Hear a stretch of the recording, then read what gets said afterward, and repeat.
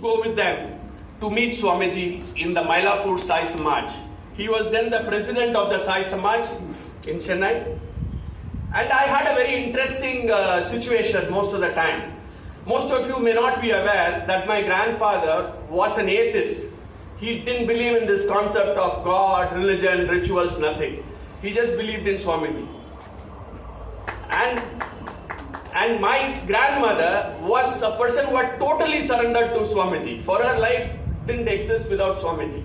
So it was a very interesting situation where Swamiji and my grandfather will be constantly debating about this concept of God and rituals and whatnot. And my grandmother would be very caringly serving him food. And Swamiji will be relishing the food at the same time, somehow keeping my grandfather. My grandfather was a journalist and a very intense journalist. Keep him in conversation convinced. And I used to be running around. Swamiji used to carry vibhuti in a small pouch. And I will be running around trying to steal that vibhuti and eat it. So it used to be a very crazy situation that Swamiji would be with one hand trying to hold the bag so that I don't steal too much of vibhuti. On the other side, he will be speaking with my grandfather, and the third time he will be giving all the attention to my grandmother who was caringly serving this food. So, and Swamiji used to make fun, and he used to call me, this fellow is a vibhuti thief. And he used to tell my grandmother, and even 2 years before, when my grandmother was in good shape, when I used to be talking to her, she used to say, whenever I was in tough times, she would tell me, you go ahead. Nothing can touch you because you have eaten so much of vibhuti. And I never realized this, but as I grew, as you will see through today, that I'm a very emotional person when it comes to Swamiji or to people. But I have always been able to be very strong. I mean, I'm super strong when it comes to any crisis. You can see me cry, but nothing will stop. I will go ahead and do everything. But how did this happen? I have asked myself, you know, in all our companies, they will have this 360 degree and all that. They will evaluate what you are. Everybody will ask me, will keep talking to me. KK is the way I'm known in friend circles. KK, you are so emotional, but how are you so strong in situations? So I really know why I'm strong, because before Swamiji's passing away, and I will come to it later, Swamiji once said, he used to call me good boy. He never used to call me by name. Whenever he saw me, he will say, good boy. He'll say, good boy, you have eaten so much of vibhuti. You are a very strong person, you don't know. And so I always felt that I must have had so much of vibhuti only because that was Swamiji's way of making me strong to face the world. Otherwise, the sort of stuff that I have seen in my life, I don't think anybody would have managed. A lot of people wonder, I have been running a company for 15 years in India. It is not an easy job.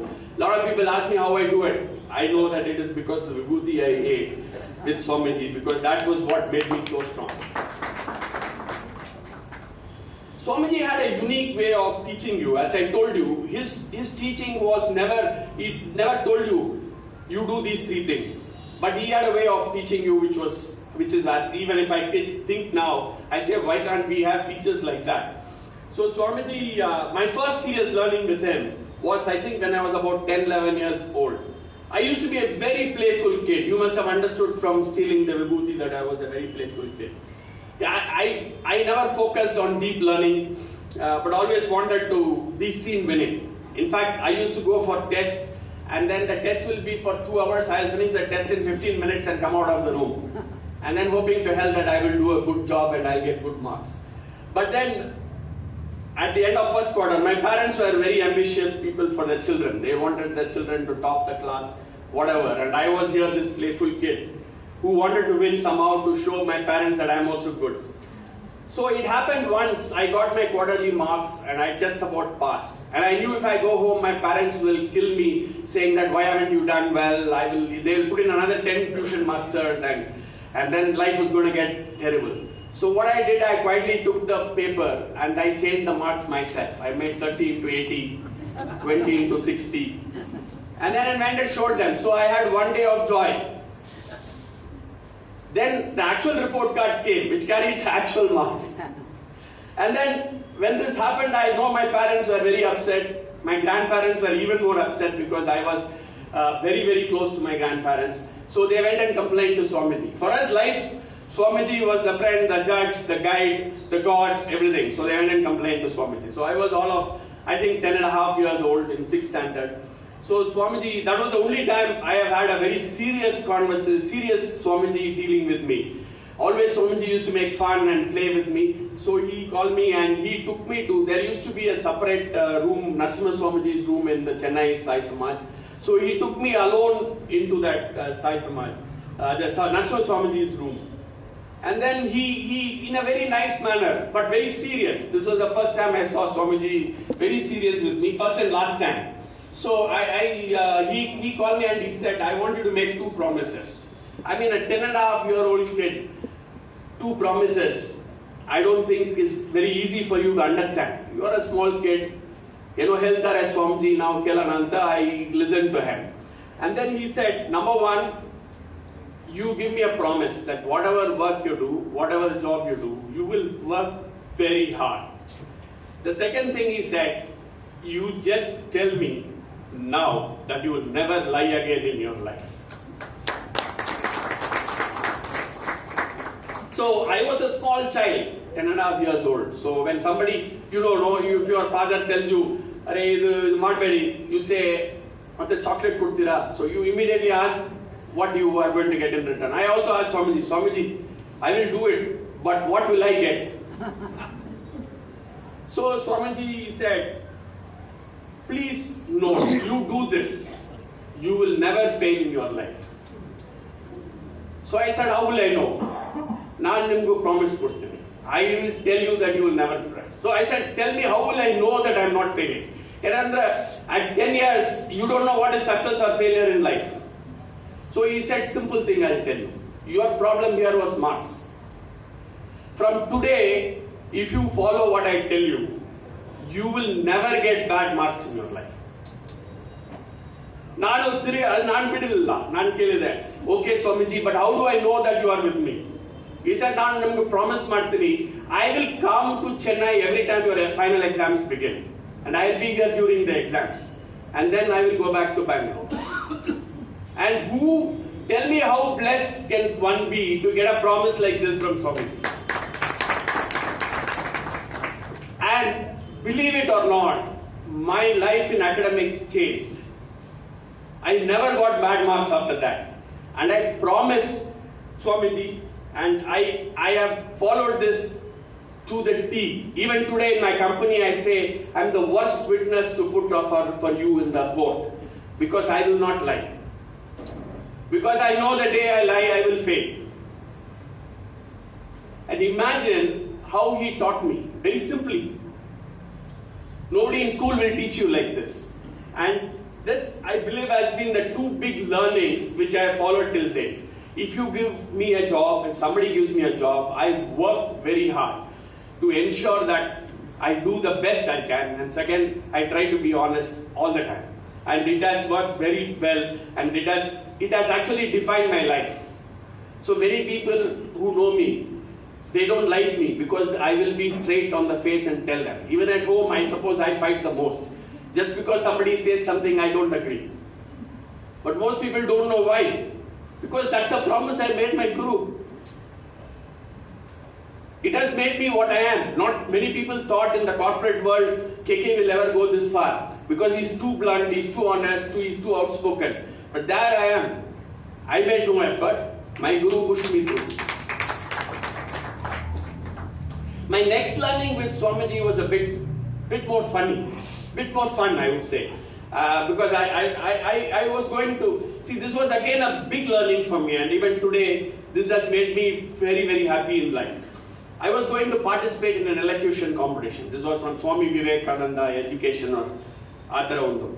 So my grandmother, grandfather, we went dinner, he was serving, and suddenly Swamiji looked at me and said, good boy, hope you are prepared well for tomorrow's competition. I was shocked. I said, how does Swamiji know that I have a competition? But then you are young, so you are not asking Swamiji that. So he said, you now do it before me. I looked at him. He said, that you are in competition tomorrow. How you will speak there, you speak in front of me. spirited. I gave a very spirited elocution speech. So after I finished the speech, Swamiji clapped his hands as if something big has happened. Imagine Swamiji clapping his hands. Ella Madbittu, he went out and then he found something in his cupboard. He found a shawl. The shawl on third bandu, he put the shawl on me, and he made everybody in the room clap me and all that. Idaito, next day I went for the actual competition. Ali Ogbittu, I did a fantastic job, I thought, because my teacher said that I have done a very good job. My teacher said, Nevel, you are going to win this. No question, nobody can challenge this thing. Unfortunately, when the results was announced, I did not even get the consolation prize. So I came home, I was crying, at time 12-13 irbodu. So I was crying, and then evening, of course, the evening journey to meet Swamiji was there with my grandfather and grandmother. So Swamiji saw that I was crying. Then he asked me, what happened? Why are you crying? He said, I told him, Swamiji, this is what happened, I didn't win and all that. He said, you have already won. I said, how have I won? He said, yesterday, that is why I told you have won, and I put the shawl and I clapped for you. At that time, I didn't understand what Swamiji taught me, because I was too young, 12-13 years, you don't really know what Swamiji meant. Today I know what he meant. He said winning is not winning in the world, it's winning before your God and your Guru. If you have won there, you don't have to bother about winning in any other form in the world. And today I don't care. Most of the time I do my job. I don't even care whether company, people, my relatives or friends say you've done a good job. I go to my next job because I know every time somebody tells me you've done a good job. It's very important for us. And I don't look for recognition from anybody. In fact, my wife asked me, when is your next interview in the press coming? Or my father asked me, or my mother asked me. I don't even care. That is my job. I have done a good job, and Swamiji has told me, don't bother whether it's a good job or not. If you are convinced it's a good job, I know Swamiji is within me. So if it was not a good job, Swamiji would not have allowed it to come out at all. He would have made me do it again. Big learning, and I think it was, for me, even today, I really feel very strong because I am not bothered about the result. This is what Krishna said in Bhagavad Gita. This is what Swamiji taught me because I was not having the intelligence to understand Bhagavad Gita. He taught me in a very simple, practical example what Krishna taught Arjuna in conceptual basis, which is why I feel Swamiji is one of the most unique teachers you can find in life. So I had another experience. I want all of you to listen to me in the spirit of the fact that, see, Swamiji was very unique. He made every person who was with him feel that they are the closest devotee, the closest disciple, the closest person in his family. That was Swamiji's speciality. I have met a lot of the elders, I met a lot of the next generation. All of them said how close they were with Swamiji. So I am also making the same claim today. So don't think because I am making the claim, he is only close to one person. He is close to every one of us.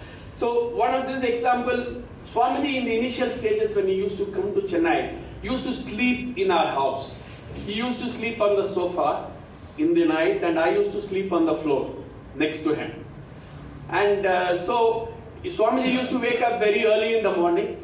Now I wake up early in the morning. Those days I was not happy waking up early in the morning because I was a small kid. So Swamiji will wake up, go outside. There used to be a swing. He would sit on the swing and meditate. And then I will sort of wake up about an hour or 2 hours after Swamiji wakes up. So one early morning, he suddenly woke up. He said, good boy, get up, get up, get up, get up. I said, why is Swamiji waking me up in the morning? At least he should wake up my grandfather or grandmother. He said, come outside, come outside, come outside. So I went to him to the veranda. Then he looked at a big mango tree which was in the opposite place. And then he told me, do you see anything in the tree? And then here I was in the young kid. Swamiji has woken me up at some 3:30 in the morning, half asleep. I told Swamiji, I don't see anything. Can I go to sleep? So Swamiji said, hold my hand. So he held my hand. He said, now do you see Rama, Lakshmana, Maruti and Sita there? Then suddenly I looked up, and there the silhouette clearly showed Rama, Lakshmana, Sita and Anjaneya there. So I was really shocked. because I was 12 years old and I didn't understand what Swamiji was trying to do. In fact, he repeated this the next day for my grandfather, grandmother and my uncles and all who were in the house. So I really didn't understand what he was trying to tell me. Then somewhere before he left, I asked him, Swamiji, what is this? He said, it is the power of our mind. If our mind is strong, we can see God. You have to go above the normal. And he said the power of the mind and our thoughts are so strong that if you are very focused and you only think of doing good things will happen. He taught me how the angels are above our head. And if you think good, it says Dadastu. If you think bad, it says Dadastu. So whatever you say is what happens. So he said, I thought I wanted to see Rama, Lakshmana and others there. I saw it. Then I made you think and you saw it. That is life. And I think it's important for us to really understand the power of the mind is phenomenal. This is what Swamiji has taught me. And today, many of the people who work with me, they are shocked. I will tell them, tomorrow we will do 10 times more than today. They will think this guy is a nutcase. But then, if not tomorrow, day after, it happens. And many people ask me, how do you know? I said, how do I know? Only Swamiji told me it will happen and I did it and it is happening. So the power of belief, and I've seen 2 incidents where Swamiji demonstrated this to us, at least as a family, and I think some of the people from the mandir also were there in one of the incidents. One was actually we were having bhajan, I think Mr. Vittal was doing the bhajan in our puja room, and suddenly the oil ran out of the lamp. And my grandmother, everybody was trying to get up to go and really put in oil. And then Swamiji just casually took water and then put it into the lamp. And the lamp was burning. And the second, this is what Baba has also demonstrated, this is what Swamiji also demonstrated. The second incident was, my father used to drive Swamiji always to the station. My father is here. He used to drive him to the station, and Swamiji never used to leave well in advance and all, because he will decide till the last minute whether he wants to travel, he doesn't want to travel. So many times we have gone to the station and he'll say, we'll go back. I somehow don't feel like I should be going today. So that day, we were stuck in a traffic jam. I don't know whether my father remembers it or not. It was Mount Road in Chennai, heavy traffic, and it looked like we could not hit the station. And then I think my dad is a very stressed person, so he got very stressed. But then Swamiji just told him to relax, and he just closed his eyes, and with no time, the traffic opened up. And we were able to drop Swamiji in time. So it is, I think, a big learning for me that in life you have to think very strongly, in a very focused manner, and believe in good things. I think you have to be positive. See, most of the time, we as people, we are made to be negative. This is the natural tendency of the human being. If we say, no, it is a problem, but it is going to get over. It happens. And I've seen it in my life several times. And I think this is another thing I've really seen happening this way. The next big learning I had from Swamiji, see, my grandmother used to be a specialist in feeding anybody or everybody. So the moment somebody comes into the house, she will give food, because she felt giving food is the best dharma. So everybody who had our relatives who wanted a meal would land up in the house, or even people going on the road will land up in the house. One such person was my grandfather's uncle. His name was also Seshadri. He is Seshadri uncle, but he is not anything to do with our mama here, Seshadri mama. So he came, and I was sitting in the morning in the house reading something, and then he came and sat in front of me, and he said he suddenly looked at my face. He was supposed to be an astrologer who could say something just looking at people's faces. He looked at my face and he said, you will work very hard in life. I said, what is the big thing about it? Swamiji has told me to work hard, I'm going to work hard. But you will never get to number one in anything. You will never become number one in class, you will never become number one in your job. You will always struggle between number 2 and number 3. I mean, imagine I was a 15-year-old boy and really having some ambition in life.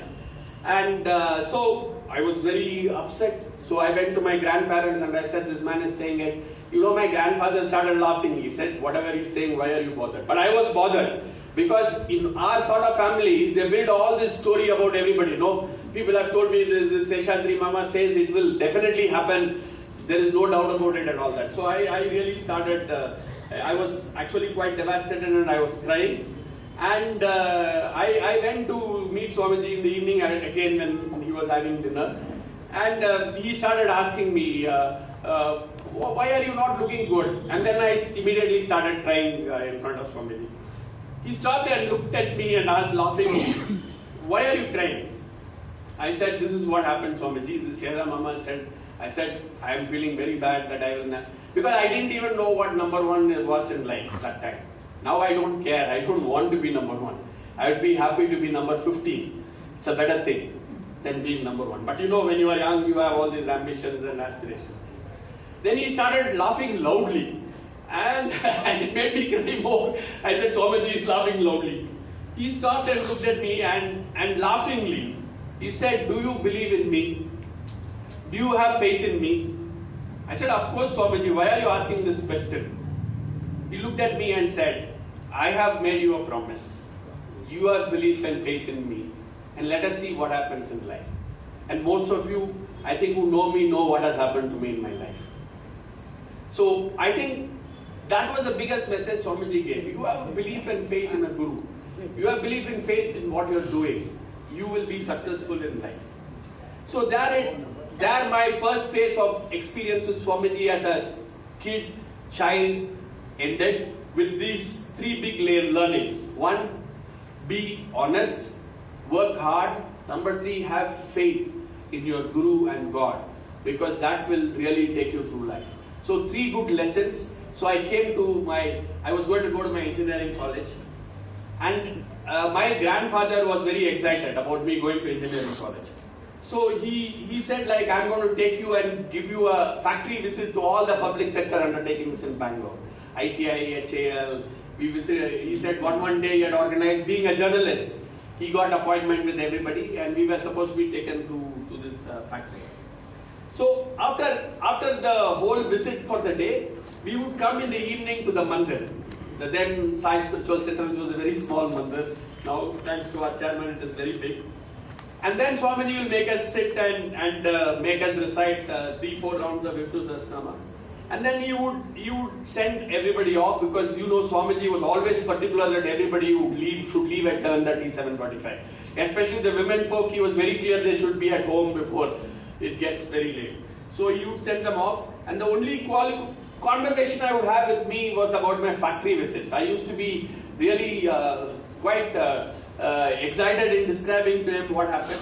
And then by evening he will say in Tamil that you are a good boy and always remain one. That was always his conclusion of every day. So this was for 1 week.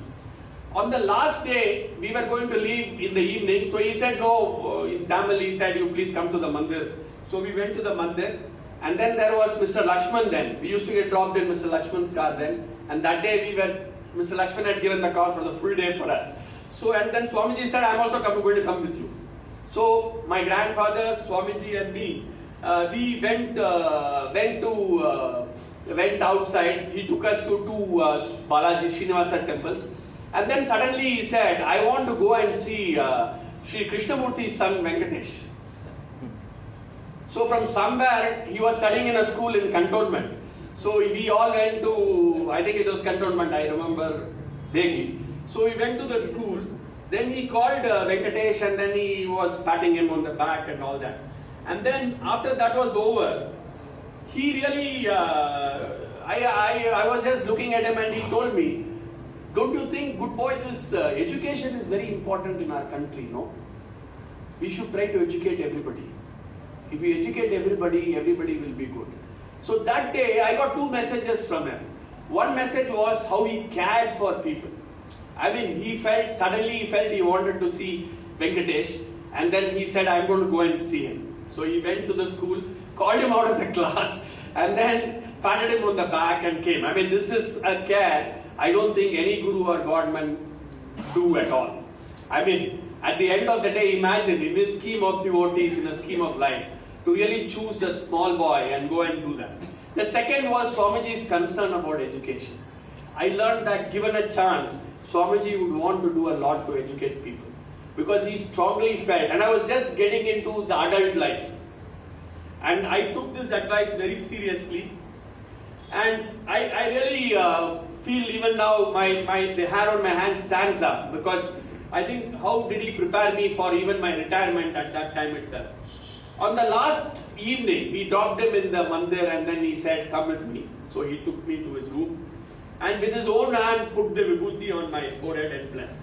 He told me, that's the time I'm connecting you back to all the vibhuti I've eaten when I was a kid. And imagine this was a time which was almost 12-13 years after I had eaten all that vibhuti, because by the time I became a boy, you are shy. Even when you are going to school, you are trying to make vibhuti so small so that nobody asks why you are putting vibhuti. So I had reached that stage of life, and I was going to college where one was thinking whether you should have the vibhuti or not on your forehead. So he just said these words. He said, you have grown up eating Baba's vibhuti. So you are very strong. Don't hear others. Don't worry about what people think of you. You will live life in the values I have taught, and do what you feel is right. Whatever you feel, whenever you feel worried or stressed, just think of me and I will be there for you. And I can tell you, after that I never had a personal interaction with Swamiji. This was 17. I have then had interaction sitting with 20 devotees. But I almost feel today that Swamiji knew that was the last evening he was going to have a personal interaction with me. And he gave me this advice. And what is amazing about Swamiji is he has done this to every single devotee of his. It is just that many people don't remember, recollect and process and understand. Some of us have been blessed because he has blessed us to understand. Even without his blessing, we cannot understand these things. So that was the last time I really had a personal interaction with Swamiji. So most of what I am going to say is now the part of life where Swamiji continued to teach me. I think the first test to whatever Swamiji told me that I'm going to be there for you came when I was in final year engineering. Swamiji attained Samadhi in 1980 and my final year engineering exam was in 1981. While I knew that Swamiji had not gone anywhere, because by that time my belief in Swamiji was quite total. But then you are a human being, no? At the end of the day, we are all human beings. If we think we are God or Swamiji, it is not correct. We have that slight element of doubt from time to time. That's what keeps us as human beings. That's what differentiates us from the saints. So it was my time had come and I had to go to the exam the next day for my final year exam. By the time I got admission into IIM. So I was telling my grandmother that, see, Swamiji has finally let me down very badly. So she said, why? I said, see, Swamiji promised me that he will be here before every exam of mine. And I am going to write my most important exam. Because if I pass this exam, I become an engineer and I get into IIM, so my license to a good life is done. Now Swamiji is not here for the last exam. But my grandmother, being a staunch believer, has said, don't worry, Swamiji is going to be there. But I was still saying, he has to be there, no, I should see him. I should touch him, then touch his feet, then only I know he is there. Believe it or not, I had prepared, but I was very heavy in my heart that Swamiji is not there. Is it going to be the same again? And I was just leaving the house to get into my friend's car to go to the exam. And Mr. Krishnamurti walks in with Prashad from Sai Spiritual Center. Exactly as I'm moving the house. And my grandmother asked him, Krishnamurti, why are you here? He said, I don't know, Rajamma. Something occurred to me that I have to reach your house by 9 o'clock today and give this prasad. And this was the last time I ever worried that whether Swamiji is with me or not. This was the last time. Because he conclusively told me, I am with you. So, hence till this day, I don't worry. I move forward and do what comes in my heart and my mind. For I know Swamiji is with me and will support me always. And there are several incidents which have reinforced this belief. So I'm going to tell you more and more of what happened after I lost my personal interaction with Swamiji and Swamiji attained Samadhi. I think the next big incident happened for me was, I'm cutting a lot of incidents because when you have really lived with Swamiji for 60 years, you do not speak in 1 hour. But I'm giving you some of the more important ones. I was at IIM Bangalore, Seshaji Mama was my guardian. So Seshaji Mama was a tool which kept me very close to Swamiji all the time during my formative years. So he called me and he said, we are having this national convention which happened in Bangalore 1 year after Swamiji passed away. When we installed the idol and all that.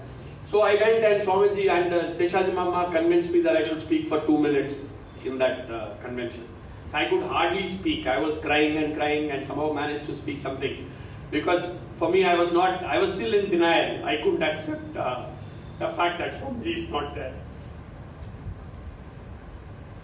But then, a very interesting incident happened for me.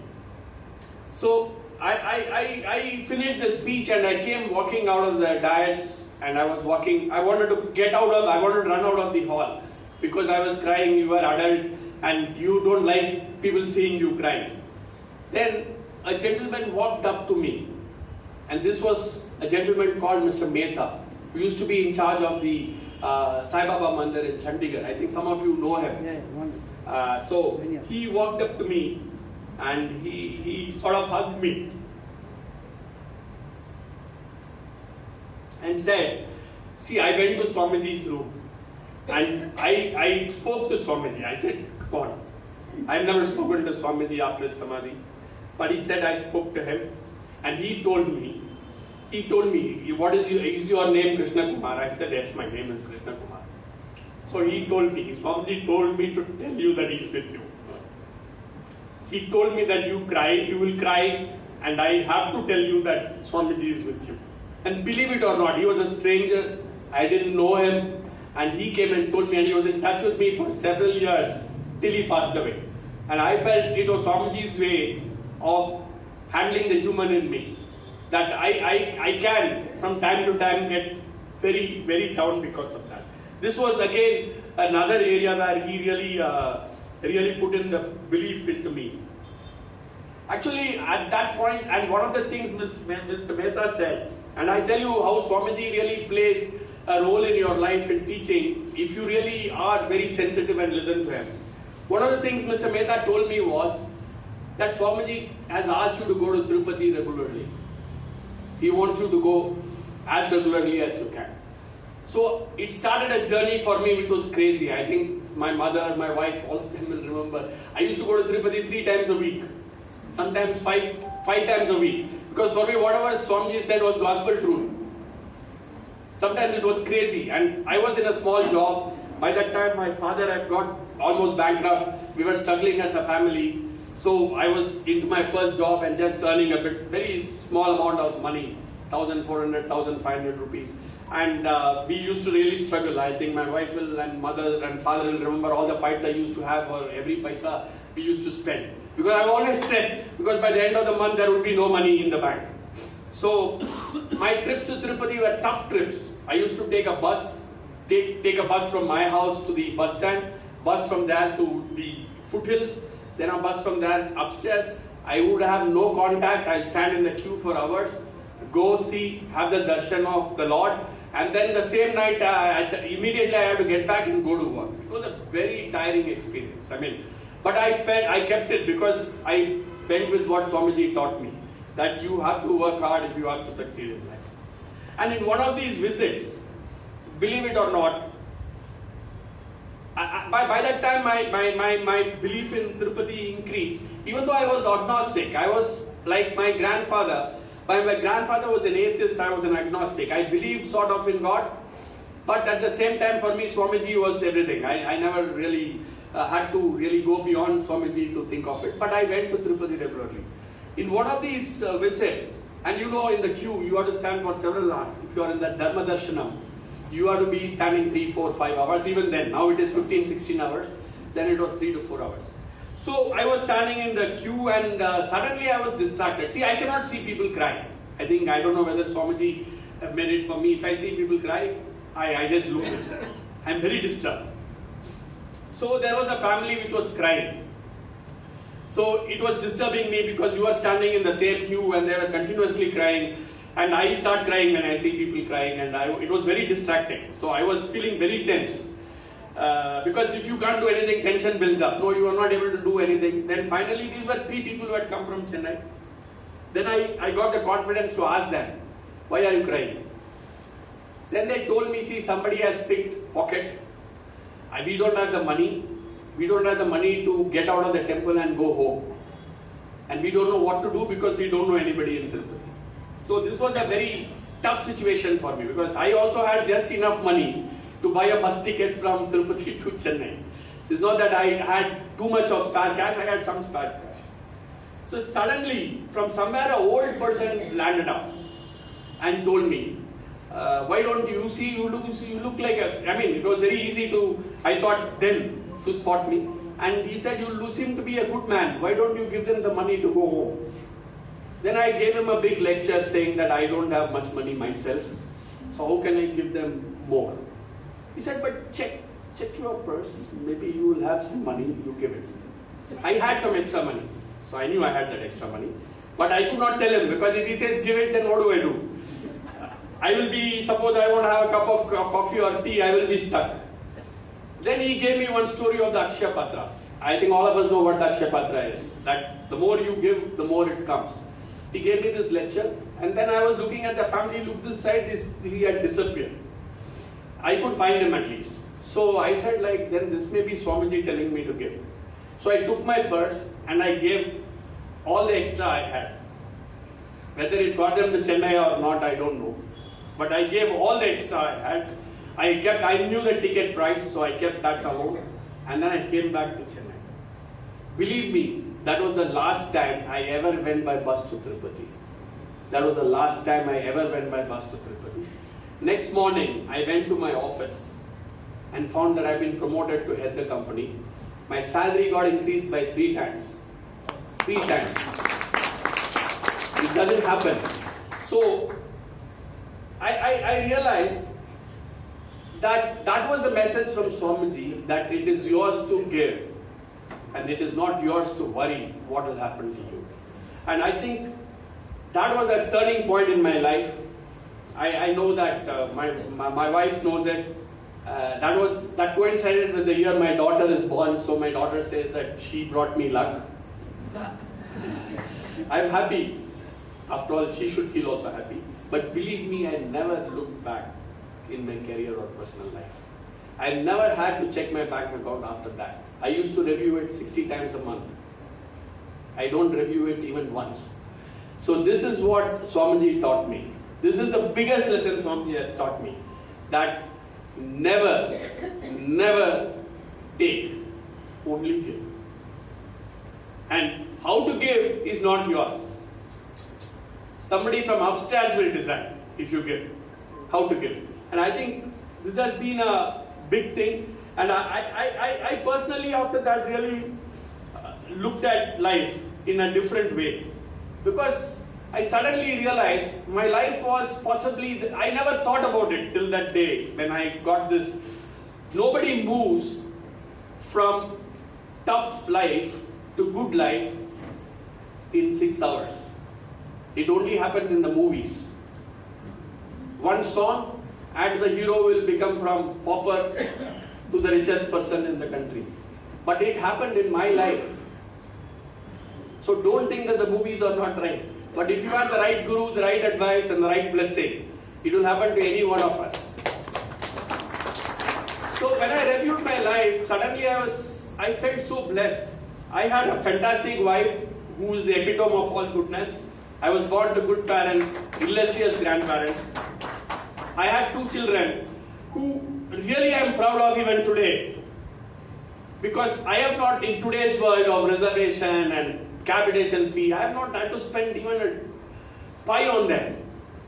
They have become, my son is now a PhD in pediatric oncology and he wants to only serve. So he's not taking much of, he works for the government.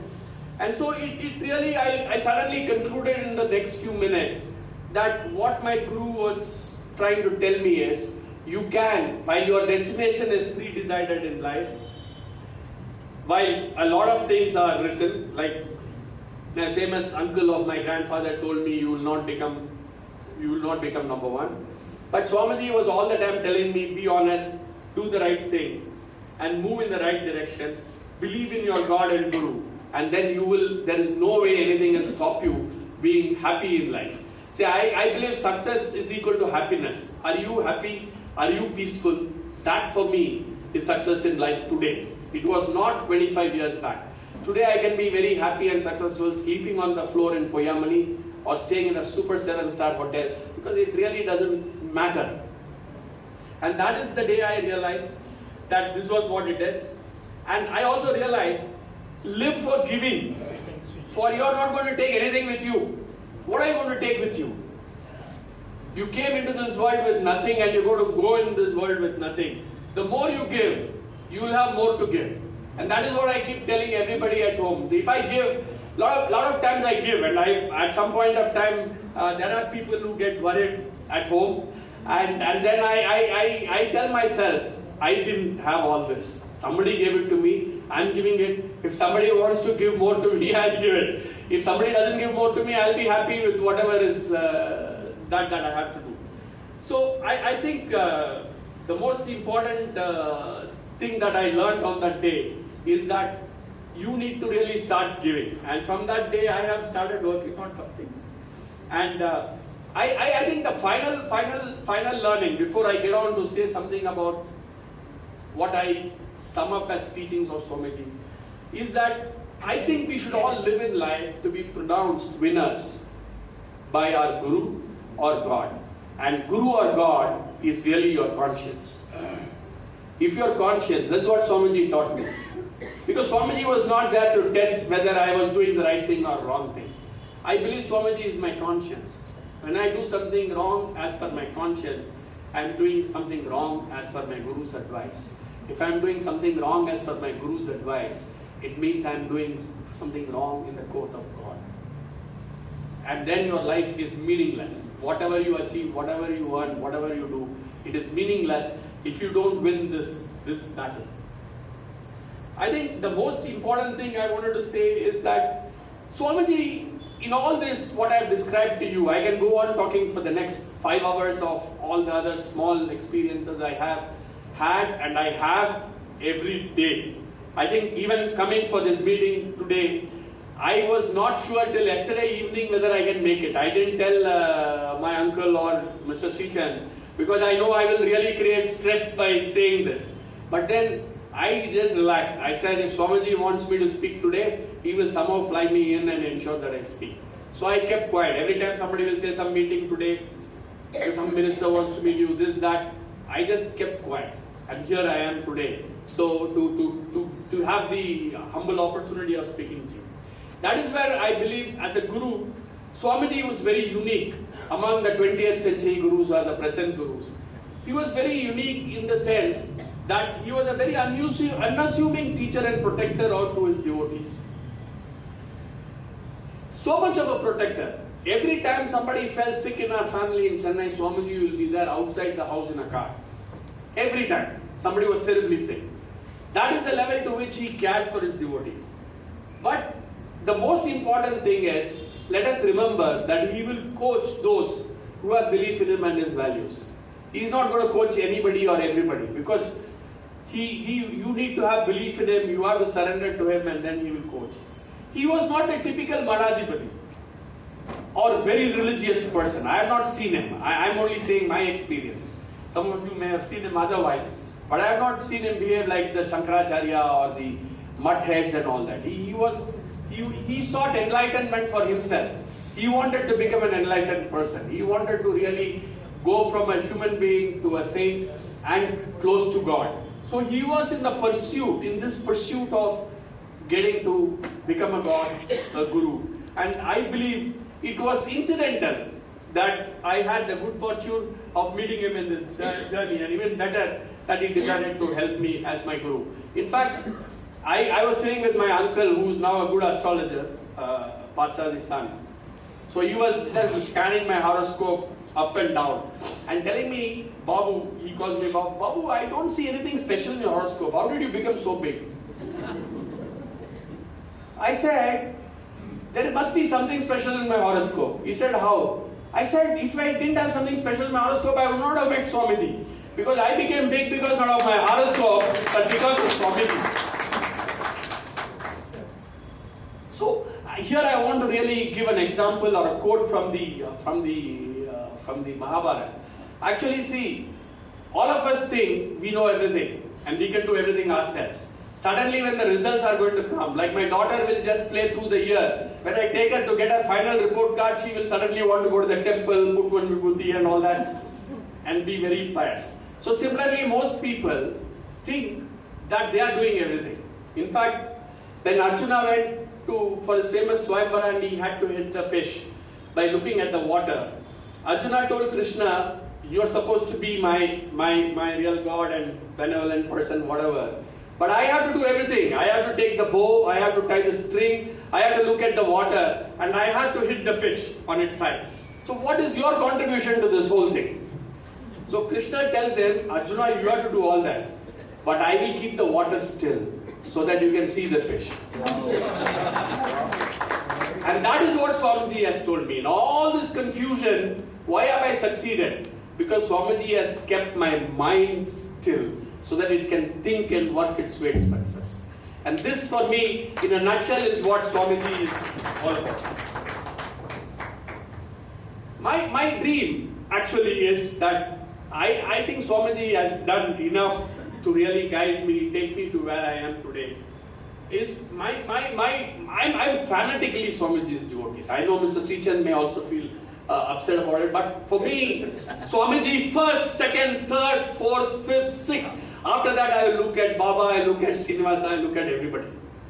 Because for me, I am fanatic as far as Swamiji is concerned.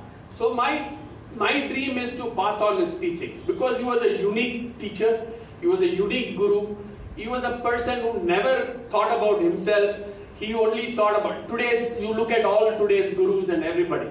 If Swamiji wanted to give 10 rupees for some activity, he will pick it up from the pocket of the nearest devotee, give it, and that's it. It's over. I've never seen him carrying money or thinking about money ever in his life. So he was very unique, and so my dream is to see if I can in some way do some of the things Swamiji talked about. One was really see if I can support education. I can empower people to learn in life and grow forward. And I think the biggest thing about Swamiji is he never believed in doing miracles to make people understand anything. I mean, he could have done 100 miracles. I have heard him tell my grandfather, I can do miracles, Partha. But I don't want to do it, because anybody can do it. I want to really seek enlightenment, and in that process take all of you along with me towards enlightenment. He never believed in a single. He could have changed the world upside down for anybody he wanted. But he never did miracles. He only taught us very basic things in life by which we will succeed ourselves. That is what will build us confidence, even though he is behind us all the time. So what we have done is, as I told you on that day when I was reciting the Vishnu Sahasranama, I got this inspiration. In my case, I don't get visions of Swamiji. Swamiji doesn't come to me and talk and all that. Let me be very honest with you. But I don't need it, because Swamiji is driving every deed of mine. I don't need to think that Swamiji is got to come and tell me. If today I feel like starting a trust, I believe Swamiji is making me start the trust. Why would that thought come to my mind? I am selling some soda. Why would I think of starting a trust? It is because it's not my day job. So somebody is telling me. So we have really started this trust a few years back. I think it's run by my wife. I have done nothing. She's doing everything. I'm giving her the advice because I think Swamiji keeps telling me in some way to do whatever I'm doing. So what we do now, just to give you the feel for what I believe I owe to this world. And this is relevant because I have a lot of my elders from the Sai Spiritual Center who have played their part, because I see Swamiji in each one of them. As I saw in some of the people like Mr. Krishnamurti. We disburse every year about 2 lakhs of fees for children who are not well off, for whom it is very difficult to think of fees. In fact, some of the children that have got educated have even got placed in good companies, and some of them are working even in the US.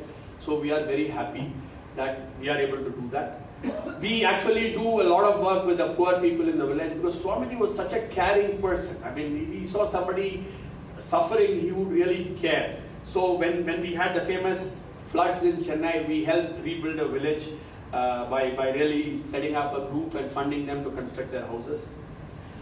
We really have a dream to make Poyamani a village which will speak about Swamiji for the next centuries to come.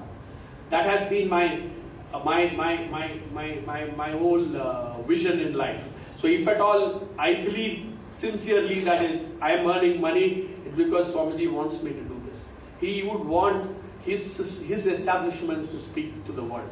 So we have really started work in Poyamani. We now have a Endowment school which we have tried to make it good.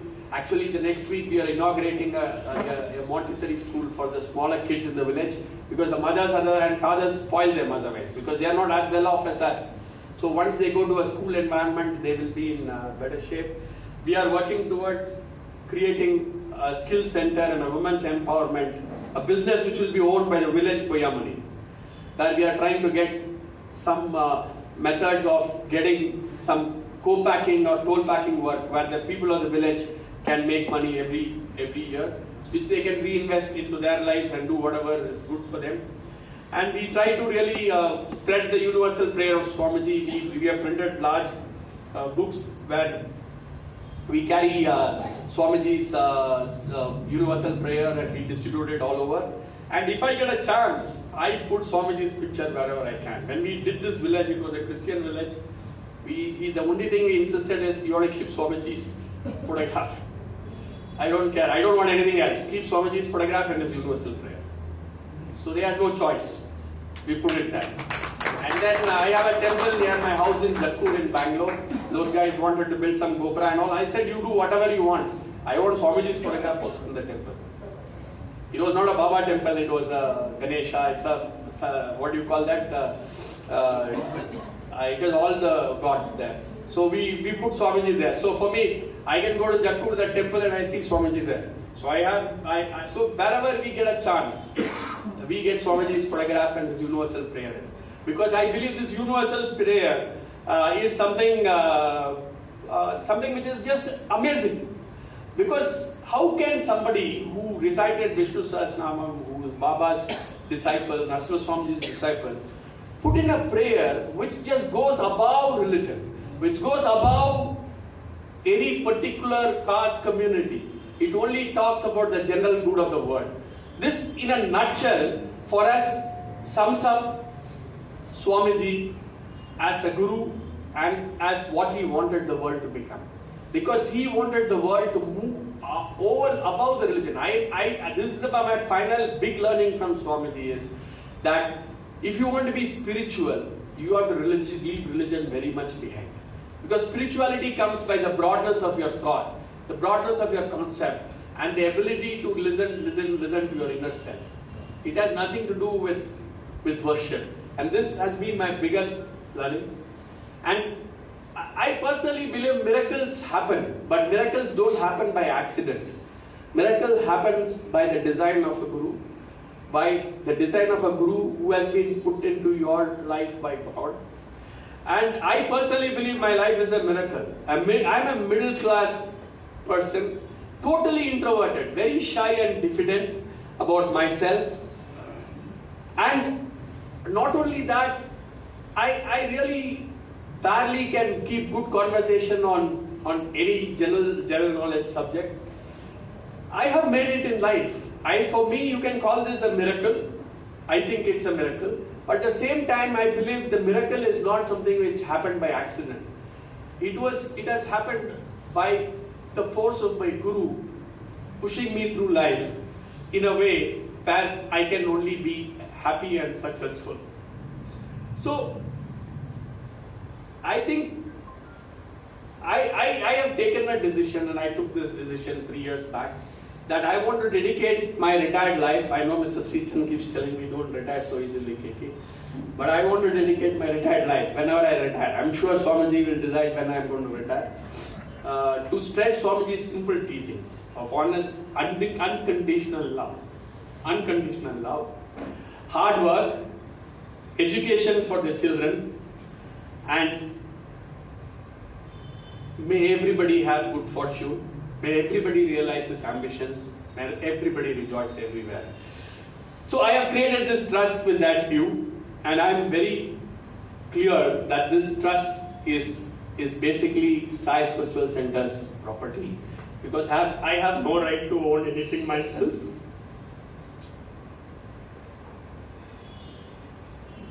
I want to really conclude with the last example on the completion of this transformation which Swamiji made to me. I know Mr. Sreechan would have forgotten this, but I remember it. Because for me, anything to do with Swamiji, I never forget.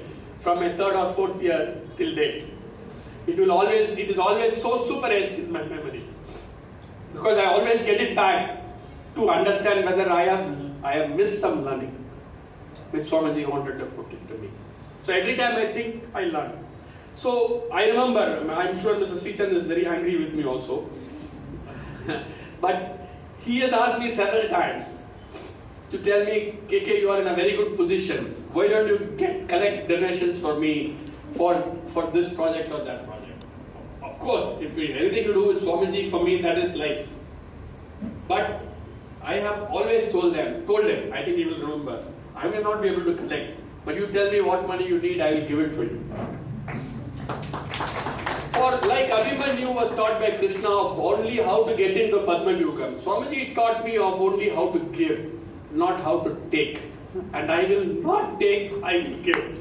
That is what I want to say. Thank you, thank you.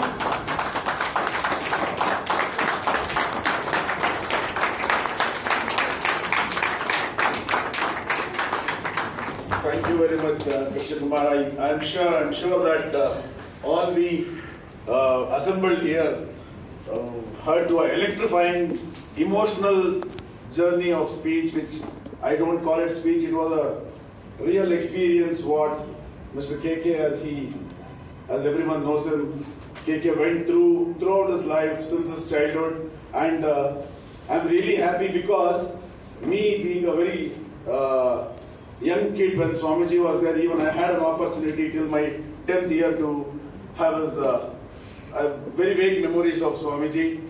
In fact, last year the same emotional speech what our chairman gave was equally good. So I would like to request our chairman to honor Sri Krishnakumar. This is Sai Prasad. Before honoring Sri Krishnakumar, I would like to ask our chairman to just speak a couple of words.